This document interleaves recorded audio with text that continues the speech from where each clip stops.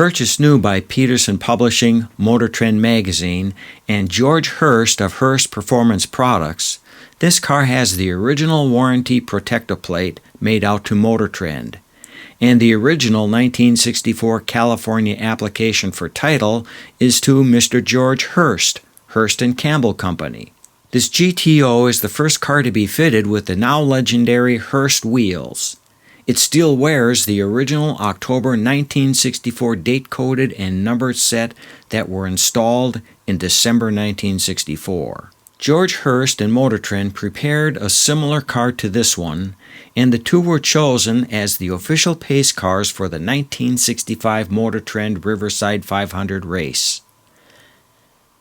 As part of a Jim Wangers marketing plan, one car was given to the race winner, who was none other than Dan Gurney, with the other car being given to a lucky ticket holder at the race. While Gurney's GTO is thought to have been crushed many years ago, the other GTO, this car, was indeed given to a ticket holder that day.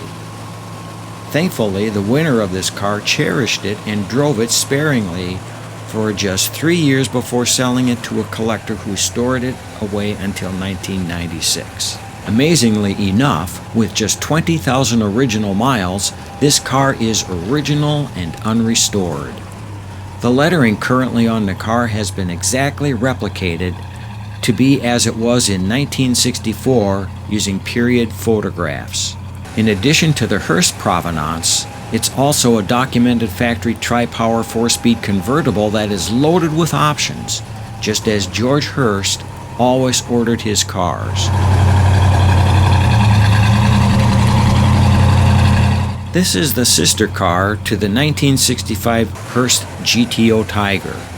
In fact, after a long hunt to find both cars, they were individually purchased and finally reunited in 2005 by noted collector and author Colin Commer for his collection of significant GTOs. Both were the subject of chapters dedicated to them in Commer's 2007 book entitled $1 Million Muscle Cars. Later, the cars were sold as a pair to collector Bob Marvin of Minnesota.